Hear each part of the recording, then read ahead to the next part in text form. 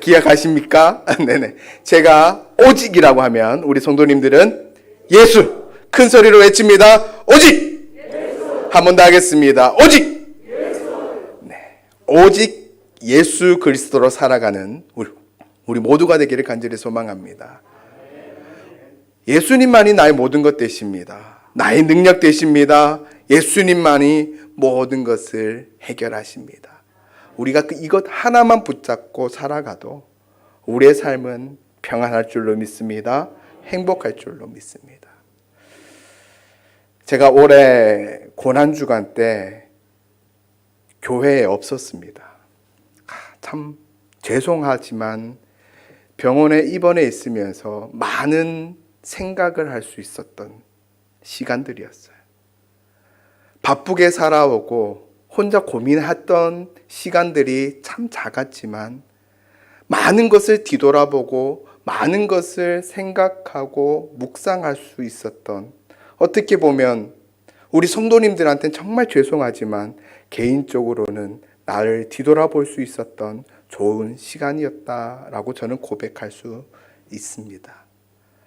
고민했던 것 중 하나가 고난주간이 되다 보니 예수님의 고난을 어떻게 하면 따를 수 있을까? 예수님 고난을 따른다라는 것이 무엇일까? 십자가의 길을 걷는다라는 것, 십자가를 지고 산다라는 것, 이것이 무슨 길일까? 어떻게 살아가는 것이 십자가를 지고 살아가는 길일까에 대해서 고민을 해보았습니다. 사실 우리가 살아감에 있어서 참 고난 가운데 살아가고 있잖아요. 힘든 가운데 살아가고 있잖아요. 그렇게 힘들고 어려운 생활 가운데 살아가는 그 삶이 예수님의 고난을 따르는 삶일까 생각했을 때 그건 아닌 것 같아요. 단순히 힘들기만 한 삶을 살아가는 것이 예수님의 고난을 따르는 삶은 아닌 것 같습니다. 그렇다면 예수님의 고난을 따르는 삶이란 어떤 삶일까? 생각보다 간단하더라고요. 말씀을 따르는 삶이더라. 아무리 고민하고 생각해 보아도 다른 것 없더라고요. 말씀을 따르는 삶이더라. 그런데 말씀을 따르려고 살아보니 고난이 자연스럽게 찾아오더라라는 겁니다.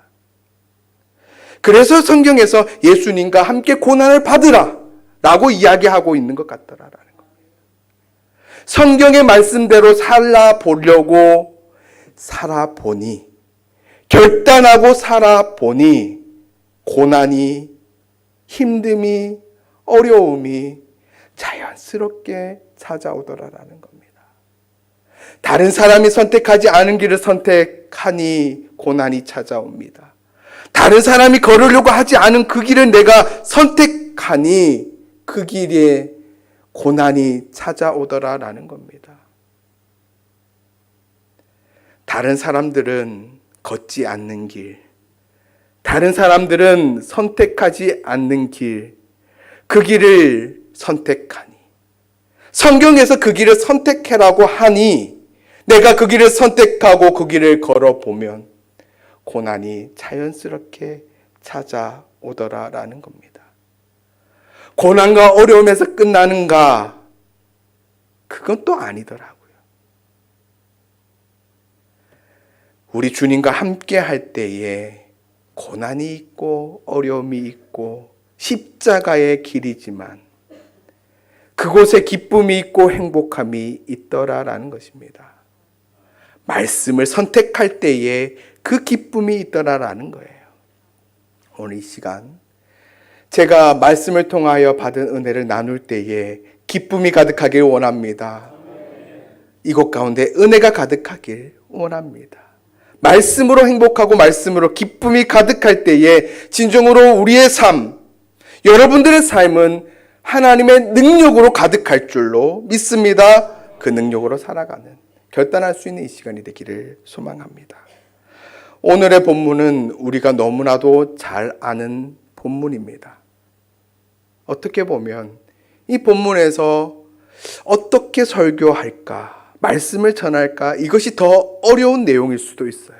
너무나도 잘 아는 내용이기 때문에 그렇습니다. 하지만 저는 이 본문에서 두 가지의 질문이 나왔습니다. 첫 번째 질문은요. 아담과 하와가 아들을 낳게 되는데 그 첫째 아들을 가인이라 짓고 둘째 아들의 이름을 아벨이라 짓습니다. 가인의 이름의 뜻은 등남했다. 여호와께서 등남하게 하셨다라는 뜻을 가집니다. 그런데요, 아벨의 이름의 뜻은, 둘째의 이름의 뜻은 허무함이더라고요. 허무하다. 이해가 가지 않습니다. 첫째를 여호와께로 등남했다. 여호와께서 등남하게 하셨다라는 이름을 지어놓고 둘째 아벨의 이름을 허무하다라고 왜 지었을까? 두 번째 질문입니다. 가인과 아벨의 제사. 이 제사에 있어서 하나님께서는 왜 가인의 제사를 받지 않으셨을까? 누구나 할 수 있는 질문. 이 질문을 갖게 되었습니다. 아이를 낳게 되면 가장 먼저 고민하는 것이 이름을 짓는 것입니다. 사실 아이를 낳기 전부터 고민하게 되죠. 저는 임신 소식을 들을 때부터 아이의 이름을 무엇으로 할까 고민하기 시작했습니다. 사실 부모님께 말씀드리고 아버지, 어머니, 우리 애가 이제 태어나기 전까지 이름을 정해야 되는데 한번 고민해 주세요 라고 부탁드렸어요. 그런데 부모님께서 말씀해 주신 그 이름이 다 마음에 들지 않더라고요. 정말 죄송한데, 어머니께도 죄송하고 아버지께도 죄송한데 마음에 들지 않더라고요. 그래서 고민하기 시작합니다. 어떤 이름으로 짓는 것이 좋을까? 누구나가 그렇습니다. 자기 자녀의 이름을 짓는다라는 것에 있어서 쉽게 짓는 사람은 없을 겁니다. 옛날에 우리 조상들은 이름을 어떻게 지었을까 생각해 봅니다. 옛날 시대 때는 남아 선호 사상이 남아 있었습니다. 그래서 남자의 이름과 여자의 이름이 달랐던 때가 있었습니다. 그렇지 않았던가요? 예전에 아들과 딸이라는 드라마가 생각나더라고요. 다들 기억나시죠? 아들과 딸. 제 나이도 그 드라마를 봤던 나이입니다.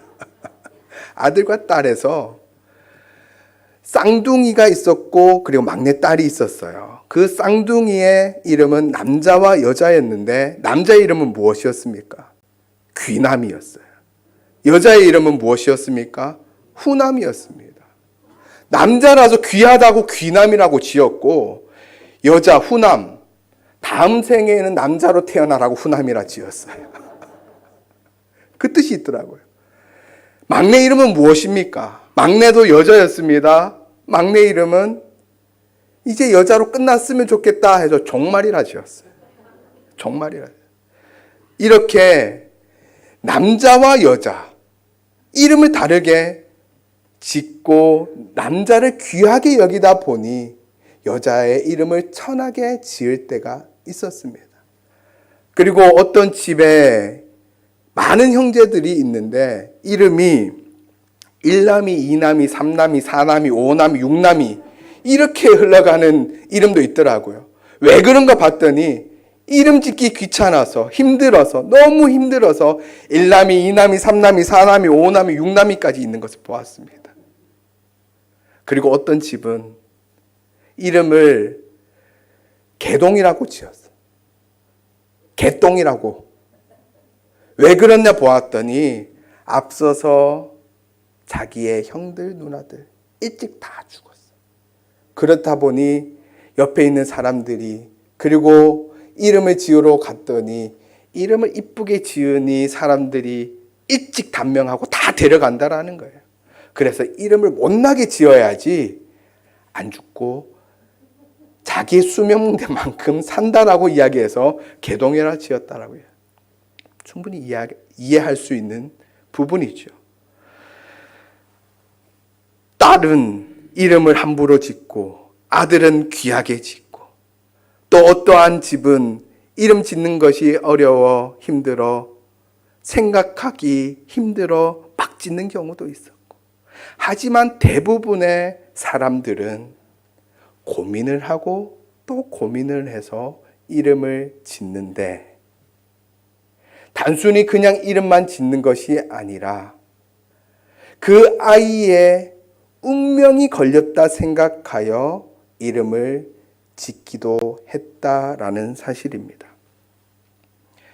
신천대로를 쭉 달리다 보면 도로 옆에, 동로 옆에 크다란 간판으로 적혀 있는 것 본 적 있는지 모르겠습니다. 누가 이름을 함부로 짓는가? 다들 기억나시죠? 신천대로를 달려본 사람이라면 한 번씩 다 봤을 거예요. 누가 함부로 이름을 짓는가? 이 말 뜻은 무엇입니까? 함부로 지어서는 안 되는데 그 이유가 중요해요. 그들이 이야기하는 이유는 이름에 운명이 들어가 있기 때문입니다. 이름을 어떻게 짓느냐에 따라서 운명이 갈리기 때문에 그렇다라고 이야기합니다. 운명이 무엇입니까? 이미 정해져 있는 목숨이나 처지를 이야기를 해요. 이름을 잘못 지으면 단명하게 된다 이야기합니다.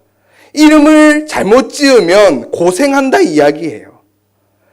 그렇게 반대로 이름을 잘 지으면 장수하게 되고 수많은 재물의 복을 얻게 된다 이야기합니다. 연예인들 중에 텔레비에 나와서 종종 이야기하는 사람들이 있습니다. 일이 잘 안 풀려서 개명했더니 잘 됐다. 그 사람이 이야기하는 그 중심에 있는 내용이 무엇입니까? 이름 안에 운명이 있다, 갈린다라는 것을 이야기하고 있는 것이죠. 우리는 이름뿐만이 아닙니다.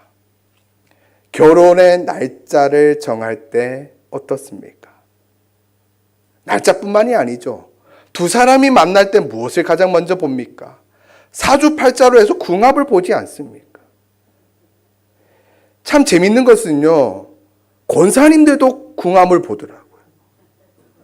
권사님들도 장로님 집안도 궁합을 보고 날짜를 봤더라라는 것입니다. 이름을 짓는데 철학관에 가서 이름을 짓더라라는 것입니다. 제가 아는 권사님 집안이에요. 이름을 지어야 되는데, 손자의 이름을 지어야 되는데 고민하다가 너무 어려워서 철학관에 가서 짓더라고요. 철학관에 가서 돈을 주면 이름이 뚝딱 나오니 편해서 지었다라고 이야기하더라고요. 정말 고민 없이 생각 없이 신앙인으로서 잘못된 선택을 하는 것입니다. 철학관에서 이름을 지을 때 이름을 어떻게 짓는지 아십니까? 사주팔자를 보고 그 아이의 운명에 맞는 이름을 짓게 되는 거예요. 기독교 사상과 생각과는 완전 다른 이름이 생겨나게 되고 나타나게 되더라라는 겁니다. 그런데 돈만 주면 이름이 나온다는 이유로 철학관에 가서 이름을 짓고 그래도 잘 살아야 되지 않느냐라는 이유로 우리의 자녀들의 결혼식에 궁합을 보고 점집에 가서 날짜를 받고 이사 가는 데 있어서 날짜를 받고 하는 모습들이 아직도 우리의 문화 가운데 남아 있더라라는 것입니다. 당연히 여기 있는 사람들은 그렇지 않겠지요. 하지만 수많은 기독교인들 중에서도 그것을 놓지 않고 단순히 문화라는 이름으로 그렇게 행하고 있더라라는 겁니다. 점집에는 가지 않지만 기도하는 사람이라고 이야기하는, 용하다라고 이야기하는 하나님의 이름으로 기도한다라는 그 사람한테 가서 똑같이 날짜를 받고 똑같이 이름을 물어보고 똑같이 행하고 있는 모습들을 또한 바라보게 된다라는 사실입니다. 사주팔자에 의해서 그의 인생이 정해져 있다라고 생각하는 것. 이것은 우리 기독교와는 맞지 않습니다. 우리 기독인들은 이 이름과 우리가 이 운명에 결정되어져 있다라는 것에 철저하게 반하는 입장입니다. 우리의 삶은 누구에 의해 결정되어져 있습니까? 사실 결정되어진 것이 아닙니다. 하나님의 인도하심으로 우리가 걷는 것이죠. 우리의 미래는 열려 있습니다. 반드시 이러한 선택을 해야 된다. 그러한 선택은 없습니다. 우리 하나님께서 반드시 이 길만이 하나님의 길이다라고 이야기하신 그 길이 없어요. 우리 하나님께서는 이 길도 좋고 저 길도 좋고 요 길도 좋다라는 것입니다. 하지만 중요한 것이 있는데 하나님의 이름으로 선택해야 한다라는 것이죠. 하나님께 기도함으로 선택해야 한다라는 것입니다. 하나님의 이름과 하나님의 함께 하심으로 걷는 모든 길이 하나님의 길이 되어진다라는 사실을 우리는 기억하셔야 한다라는 것입니다. 이름을 짓는 데 있어서 우리 기독인들, 우리 성경에서 이야기하는 것은 무엇이 있을까요? 성경에서는 뜻을 이야기하고 있습니다. 뜻. 그 이름의 뜻을 이야기하고 있다라는 거예요. 부모가 자녀에게 어떻게 살아가길 원하는가? 그 뜻이 그 이름 속에 들어가 있다라는 것입니다. 제 아들의 이름을 김유리라 지었습니다. 빛날 유리입니다. 빛났으면 좋겠는데 그 빛이 단순히 자기가 잘나서 빛나는 것이 아니라 예수 그리스도의 빛을 발할 수 있는 자녀가 되기를 간절히 소망하는 마음으로 그 이름을 지었습니다. 그렇습니다. 성경에 나오는 인물들의 이름은 그 뜻에 맞게 살아가길 원하는 그 마음으로 그 이름을 지었다라고 볼 수 있는 것입니다. 본문으로 돌아갑니다. 아담과 하와가 아들을 낳습니다. 가인이라 이름 짓습니다. 가인의 이름은 여호와로 말미암아 등남했다라는 뜻을 가지고 있습니다. 그리고 아벨의 뜻은 허무하다, 공허하다라는 뜻을 가지고 있습니다. 이 아담과 하와는 왜 가인과 아벨의 이름을 이렇게 지었을까요? 아담과 하와의 이 당시의 상황을 우리는 이해할 필요가 있습니다. 이 당시의 상황 어떤 상황이었을까요? 아담과 하와는 에덴 동산에서 살았습니다. 에덴 동산 어떤 곳입니까? 기쁨이 있고 행복이 있는 그러한 곳입니다. 근심 걱정 없는 곳입니다. 하나님과 언제나 함께하며 대화할 수 있는, 하나님과 함께할 수 있는 그러한 곳이었어요. 언제나 기쁨 가득한 삶을 살았던 아담과 하와가 뱀의 유혹에 의하여 선악과를 따먹게 되고 영원한 형벌 가운데 에덴 동산에서 쫓겨나가게 됩니다. 근심 걱정 없던 그곳에서 근심만 남은 곳으로 쫓겨나가게 되었다라는 것입니다. 먼저는 무엇을 먹을까 무엇을 입을까 걱정해야 했습니다. 수고하고 땀을 흘려야지만 먹을 것을 먹을 수 있게 되었다라는 것입니다. 아침에 일어나면서부터 잠들기까지 걱정의 연속이었고 선택의 연속이었는데 잘못된 선택을 할 때마다 그에 따른 괴로움과 어려움이 자기에게 다가왔다라는 없던 것이었습니다. 힘듦이 있는 그러한 삶을 살았습니다. 땀을 흘려야지만 먹을 것을 먹을 수 있었던 상황이었던 것이죠. 그러한 상황 가운데 아들을 갖게 됩니다. 어땠을까요? 여호와께로부터 등남했다라는 이 말을 곰곰이 보십시오. 여호와께서 주셨다라는 겁니다.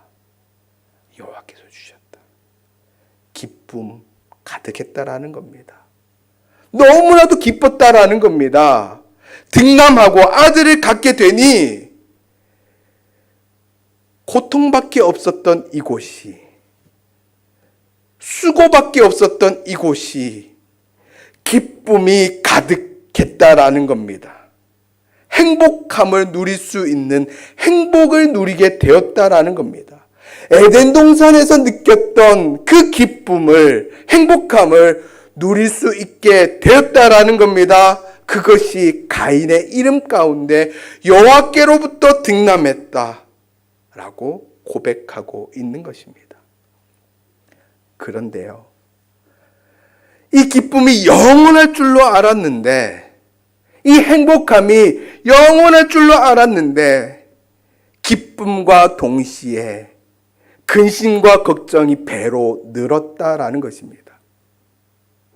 자녀를 키워본 분들 너무나도 잘 알지 않습니까?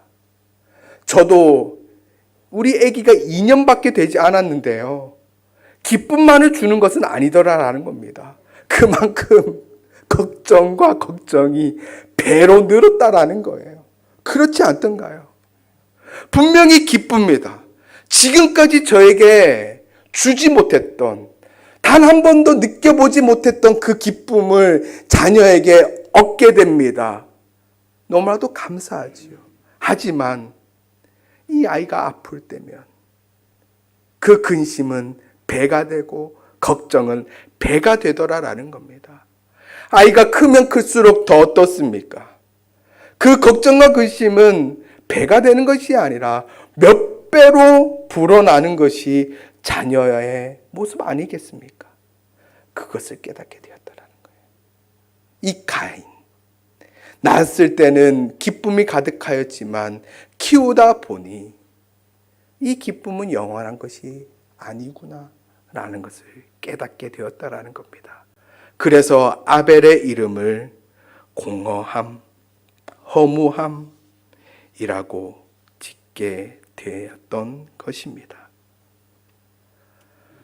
허무하다라고 이야기할 때 이 허무함은 언제 느끼게 되는 것입니까? 어떠한 일을 했을 때에 아무런 것이 남아있지 않을 때, 기쁨을 줄 것처럼 느꼈는데 영원히 이 기쁨이, 행복함이 영원할 줄로 알았는데 그렇지 않더라라는 것을 깨닫게 되니 공허함, 허무함이 남게 되더라라는 겁니다. 여호와 하나님과 함께 했을 때는 하루하루가 기뻤습니다. 하나님과 함께 할 때는 하루하루가 행복했습니다. 그 행복함이 영원한 행복함이었음에도 불구하고 쫓겨나게 되니 고통이 가득하고 어려움이 가득하고 기쁨을 맛보게 되었는데 그 아들로 기쁨이 가득할 줄로 믿었는데 살아보니 그 기쁨은 잠깐이다라는 것을 깨닫게 되었다라는 것입니다. 이러한 일들을 통해 자신은, 이 아담과 하와는 하나님을 떠나 산다라는 것이 무엇인지 다시 한번 깨닫게 되었던 것입니다. 하나님을 떠나 살아가는 것, 죄인으로서 살아간다라는 것, 그 죄인의 삶은 기쁨이 없는 삶, 행복한 그 삶이 영원하지 않다라는 것을 다시 한번 깨달았다라는 것입니다. 이 모든 것을 이기게 하는 것은 우리는 너무나도 잘 알고 있습니다. 우리 주님과 함께 할 때입니다. 하나님과 함께 할 때입니다. 에덴 동산에서 하나님과 함께 할 때에 그 기쁨은 영원했습니다. 그 행복은 영원했습니다. 평안했습니다. 화평했습니다. 이 세상에서 좋은 모든 단어를 더한 만큼의 기쁨이 있었다라는 것입니다. 하지만 하나님께서 떠난 그 자리에는 허무함, 공허함만이 남게 되더라라는 것입니다. 어떻게 기뻐할 수 있는가? 우리는 성경의 수많은 인물들을 바라보며 우리는 알 수 있습니다. 베드로가 감옥에 갇혀서 찬양할 수 있었던 이유가 무엇입니까? 예수 그리스도께서 함께 하셨기 때문이 아닙니까? 부활하신 예수님께서 나와 함께 하시기에 내가 감옥에 갇혀 있지만 감옥에 갇혀 있는 것이 아니라 예수 그리스도 안에 있기에 감옥 안에서도 찬송하며 찬양할 수 있었던 이유가 되지 않습니까? 사도 바울은 어떻습니까? 죽을 뻔한 경우가 여러 번 있었고 태형을 맞고 돌로 맞아 죽을 뻔한 경우도 있었고 감옥에 갇혀 있는 그 상황에서 내가 예수 그리스도 안에 있기에 기쁨이 가득하다 고백하고 있는 것이 아닙니까? 죄인의 삶을 사는 것은 공허할 뿐입니다. 이 세상 수많은 사람들이 살아감에 있어서 언제나 행복한 것은 아니다라는 사실을 우리는 너무나도 잘 알고 있습니다. 항상 매일매일 기쁨으로 살아가지는 못한다는 것을 우리는 너무나도 잘 알고 있습니다. 하지만 우리에게는 우리 주님께서 허락하셨습니다. 우리 주님께서 함께 하실 때에 우리가 우리 주 예수 그리스도를 믿고 그 예수 그리스도와 함께 할 때에 우리는 어떠한 상황 가운데서도 기뻐할 수 있는 것입니다. 아담과 하와는 하나님과 단절된 그 삶이 아들로 인하여 기쁨이 채워질 줄로 알았지만 그렇지 않음을 깨닫게 되어 둘째의 이름을 허무함이라 지었던 것입니다. 우리 주님께서, 우리 하나님께서 우리를 너무나도 사랑하시어 독생자를 허락하십니다. 그리고 예수 그리스도를 십자가 달리시고 부활하심으로 그 사랑을 확증하셨습니다. 예수 그리스도를 믿는 자, 예수 그리스도의 부활을 따르는 자에게 영원한 삶을 허락하실 뿐만 아니라 이 삶 가운데서 영원한 기쁨을, 영원한 평안함을 허락하셨음을 우리가 믿고 그 기쁨 가운데 살아갈 수 있는 여기 모인 우리 모두가 되기를 간절히 소망합니다. 두 번째 질문에 대해서 나누고자 합니다. 가인과 아벨이 제사를 드리는데 아벨의 제사만 하나님께서는 받으십니다. 사람들은 수많은 이유를 이야기를 하지요. 가축의 제사를, 피의 제사를 드렸기 때문이다. 그리고 이야기합니다. 받고 안 받고는 우리 주님의 주권이 아니냐. 맞습니다. 받고 안 받고의 문제는 하나님께 달려 있는 것입니다. 그런데요, 성경에서 명확하게 아벨의 제사만 받았던 이유에 대해서 기록하고 있습니다. 히브리서 11장 말씀입니다. 믿음으로 아벨은 가인보다 더 나은 제사를 하나님께 드림을. 죄송합니다. 제가 하나님께 드리고 의로운 자라 하는 증거를 얻었으니 하나님이 그 예물에 대하여 증언하심이라. 어떻게 이야기합니까? 그 둘의 차이를 믿음이다 이야기를 하고 있는 것입니다. 우리는 가인과 아벨이 제사를 드리고 있음에 대해서 또한 한번 생각해 볼 필요가 있습니다. 하나님과 단절된 죄인된 삶을 살아가고 있는데 이들은 제사를 드리고 있다라는 것, 무엇을 의미할까요? 아담과 하와가 이들에게 하나님께 제사를 드려야 함을 교육했다라는 사실입니다. 교육했다는 사실이에요. 우리는 이것을 잊지 말아야 할 것입니다. 분명히 단절된 삶이에요. 하나님과 대화하지 못합니다. 매일매일 하나님과 대화했던 아담과 하와는 기억하고 있지만 이 자녀들은 그 사실을 알지 못합니다. 하나님을 만나지 못했던 자들이에요. 단절된 삶을 살아갔던 이들에게 하나님께 제사를 드려야 함을 이야기했던 자들은 자신들의 부모였던 아담과 하와였던 것입니다. 그렇게 살아가길 원했던 것입니다.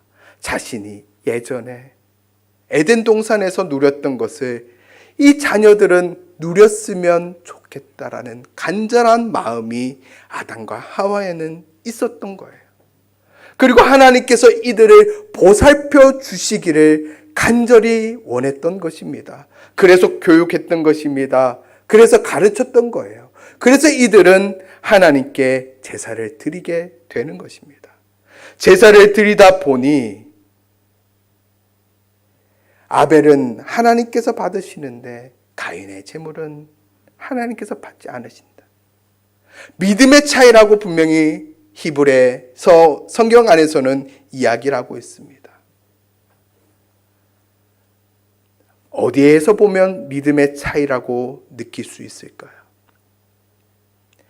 하나님께서 가인의 제사를 받지 않았을 때에 가인의 모습을 보면 알 수 있습니다. 사실 하나님께서 나의 제사를 받지 않으셨다 느끼게 되고 알게 되었을 때에 그 모든 것이 하나님께 달려 있음을 고백한다면 그의 모습은 어떠해야 할까요? 좀 더 내가 무엇이 부족한가? 나의 모습을 뒤돌아보게 될 것입니다. 나의 모습을 뒤돌아보게 되어야 되는 것이 당연해요. 하지만 이 가인의 모습은 그렇지 않았다라는 것입니다. 안색이 변했다라는 거예요. 그리고 그 문제의 원흉에 아벨을 찍고 있더라라는 사실입니다. 제사를 드림에 있어서 가장 중요한 것이 무엇이겠습니까? 수고하고 땀 흘린 이 모든 것이 나의 수고와 나의 땀 때문에 이루어진 것이다 이야기하는 것이 아닙니다. 제사를 드리는 가장 큰 목적은 이 모든 것을 허락하신 분이 하나님이라는 사실을 고백하는 거예요. 내가 수고하고 내가 땀 흘렸기에 이것이 내 것이고 하나님께서 이것을 당연히 받으셔야 된다고 생각하는 것, 이것이 잘못되었다라는 것입니다. 제사를 드리는 이유는 이 모든 것이 하나님께서 주셨고 이 모든 것을 하나님께 드린다라는 고백이 들어가 있다라는 것입니다. 하나님께서 받지 않으셨다는 사실을 알게 되고 안색이 변했다는 것은 무엇입니까?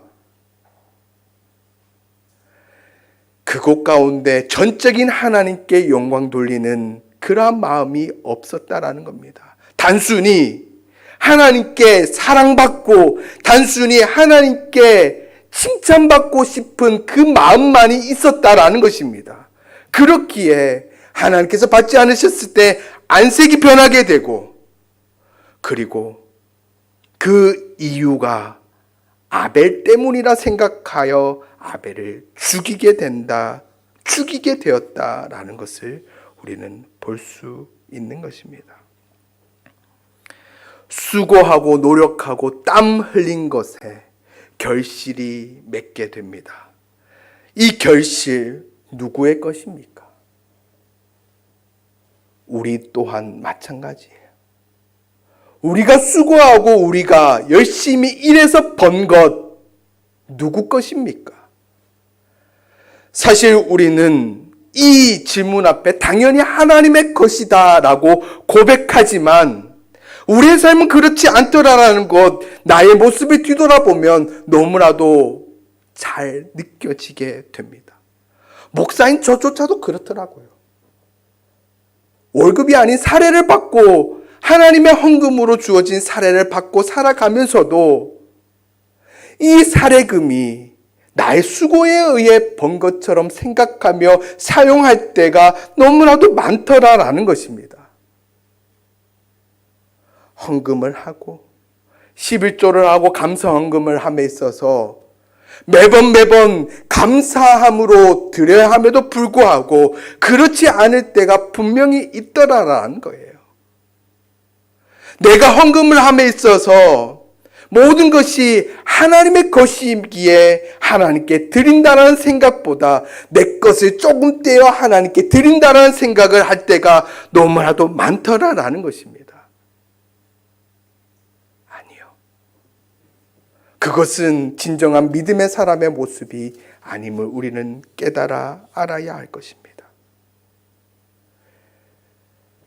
이스라엘 사람들이 나중에 멸망했던 이유가 무엇 때문이었습니까?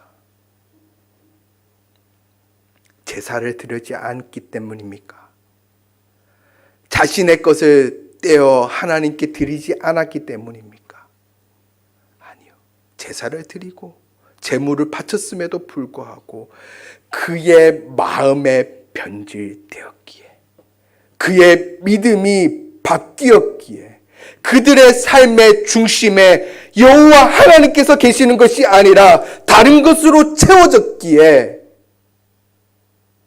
제사장부터 변하기 시작하여 이스라엘 모든 사람들이 바뀌게 되었기에 이스라엘이 망하게 된 이유가 되는 것이 아니겠습니까? 우리의 삶에 있어서 우리의 삶의 주인이 누구인가가 가장 중요한 것입니다. 우리에게 허락되어진 이 삶의 주인이 누구인가? 내가 먹고 마시는 이 모든 것의 주인이 누가 되시는가?